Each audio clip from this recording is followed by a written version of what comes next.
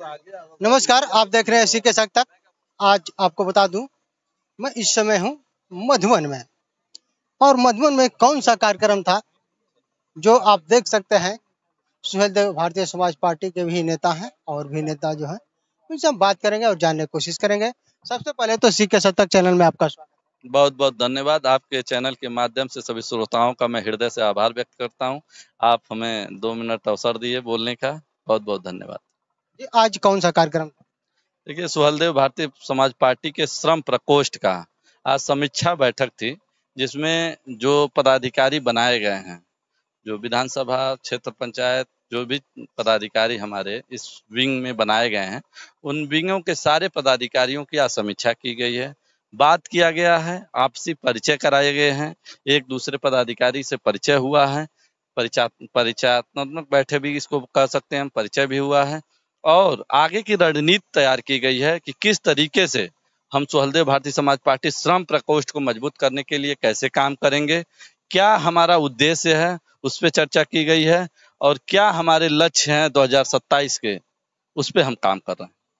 अभी आपने बताया कि श्रम कोष का जो उद्देश्य है बना है, लेकिन क्या उद्देश्य बना है? देखिए, सर्वप्रथम तो मैं बताना चाहूंगा कि श्रम प्रकोष्ठ का जो हम लोग उद्देश्य रखे हैं, माननीय मंत्री ओम प्रकाश राजभर जी ने बहुत ही सरलता से उन्होंने कहा कि प्रदेश की कोई भी ऐसी पार्टी नहीं है जो श्रमिकों के लिए काम करती हो।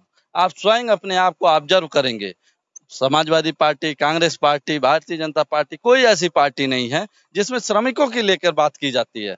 माननीय ओम प्रकाश राजभर जी ने कहा कि आप श्रमिकों की बात करने के लिए आप जन जन तक जाइए और श्रम विभाग से जो लाभ मिलते हैं, उन लाभों को कैसे हम निचले पावदान के व्यक्ति तक पहुंचाने के लिए काम करेंगे, उस पर काम करिए। माननीय ओम प्रकाश राजभर जी ने हमें यह भी बताया कि स्वास्थ्य विभाग की नीतियां, स्वास्थ्य विभाग में जो ऐसे लाभ हैं जो श्रमिकों को नहीं मिल पा रहे हैं। आप देख रहे होंगे, श्रमिक काम तो करता है, हर वो व्यक्ति जो अपने घर से किसी कार्य के लिए निकलता है वो श्रमिक होता है।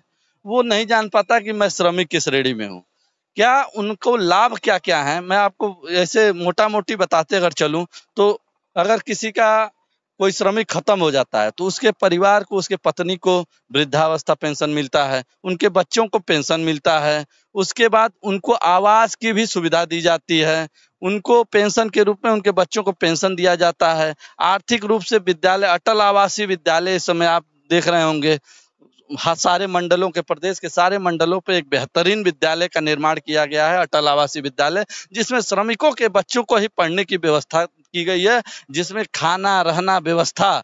और दूसरी चीज, उसमें जो पढ़ाने वाले टीचर हैं वो आईएएस और पीसीएस जैसे वेल क्वालिफाइड टीचरों को रखा गया है कि जो एक बहुत अच्छी व्यवस्था टीचिंग की दे रहे हैं। शिक्षा के रूप में एक नया आयाम स्थापित करने का काम किया जा रहा है। साथ ही मैं बताते चलूं कि जो श्रमिक होते हैं उनको आयुष्मान कार्ड की भी व्यवस्था सरकार दी है। आयुष्मान कार्ड में देखेंगे, जो श्रमिक है उनको, श्रमिकों को रजिस्ट्रेशन होने के बाद उनको आयुष्मान कार्ड भी उसी के आधार पर बना दिया जा रहा है। नगर पंचायत में ऐसे 5000 लोग हैं जिनको हमने श्रम विभाग में रजिस्ट्रेशन कराने के बाद उनको आयुष्मान कार्ड से आच्छादित कराया और उसमें से हजारों लोगों का इलाज भी कराया, जिससे आज वो बिना पैसे के, बिना 1 रुपए पूंजी लगाए आज सरकार की सुविधाओं से उनका इलाज हो रहा है। और मामला आया था, जो घोसी सामुदायिक स्वास्थ्य केंद्र है, उसमें एक मामला आया था कि मरीजों के द्वारा शिकायत मिली थी।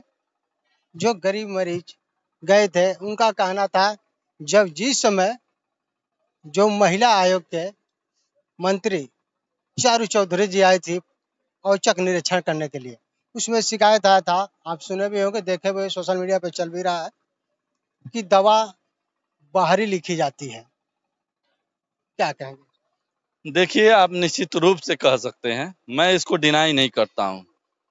इस समाज में भ्रष्ट अधिकारी भी हैं, अच्छे लोग भी हैं, तो हम आरोप प्रत्यारोप सबको नहीं कर सकते हैं। माननीय मुख्यमंत्री जी का क्लियर विजन है, हम जीरो टॉलरेंस पे काम कर रहे हैं। ऐसे भ्रष्ट अधिकारियों को माननीय मुख्यमंत्री जी ने चिन्हित करने के लिए जिलाधिकारी को निर्देश दिया है, उप जिलाधिकारी को भी निर्देश दिया है कि आप अस्पतालों में जाइए, समीक्षा करिए और देखिए माननीय सांसदों को भी, माननीय विधायकों को भी, प्रत्येक लोगों को चिन्हित किया गया है कि आप जाइए और व्यवस्थाओं को मजबूत करने के लिए क्या कर सकते हैं। और जिन अस्पतालों के डॉक्टर बाहर से कमीशन के लिए दवा लिख रहे हैं, बाहर से जांच के नाम पे दवा लिख रहे हैं, उनके ऊपर सख्त से सख्त कार्रवाई करने के लिए हम लोग टीम बना के भी काम कर रहे हैं। अभी आप जल्द ही आपका उस पे देखने को मिलेगा कि किस रूप से परिवर्तन हम कर सकते हैं। हम लोग काम कर रहे हैं। आप इस चिकित्सा क्षेत्र में जब आप अपने अभी देखेंगे किस प्रकार से मेडिकल कॉलेजों का ग्रोथ किया गया है, जिस प्रकार से जिला चिकित्सालय पे अपडेट करके मेडिकल कॉलेज बनाए गए हैं, सुविधाओं को बढ़ाने के लिए सरकार काम कर रही है। सरकार की प्राथमिकता ही हमारी सरकार की है कि स्वास्थ्य जैसे व्यवस्थाओं को, मूलभूत सुविधाओं को मजबूत करने के लिए काम कर रही है। हम सब उसी दिशा में काम कर रहे हैं। निश्चित रूप से हम उस दिशा में काम करेंगे और आगे बढ़ के इसको व्यवस्था को बहुत अच्छा करेंगे। सबसे पहले तो अपना परिचय। जी, मैं सत्यम दीक्षित, प्रदेश अध्यक्ष पूर्वांचल श्रम प्रकोष्ठ।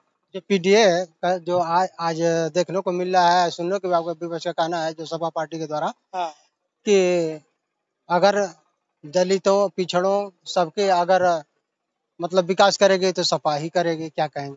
देखिए, उनकी मंशा क्या है, इतनी बार वो सरकार में रह के हम लोग देख भी चुके हैं। इतनी बार उन्होंने सरकार में रह के काम भी किया है।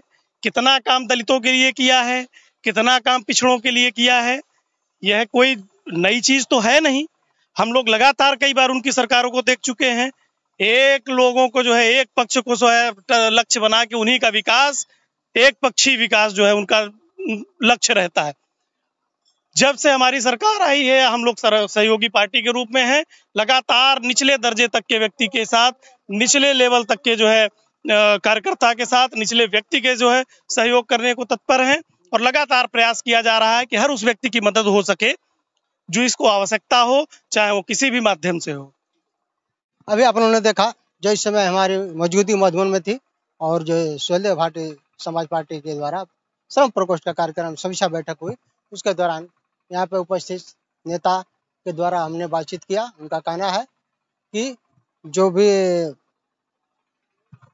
श्रम प्रकोष्ठ का जो समीक्षा बैठक हुई, इससे आम आदमी को बहुत सारे लाभ मिलेंगे। आप लोगों का क्या राय है कमेंट बॉक्स में जो होता है। रिपोर्टिंग बाय सिके प्रताप, उत्तर प्रदेश।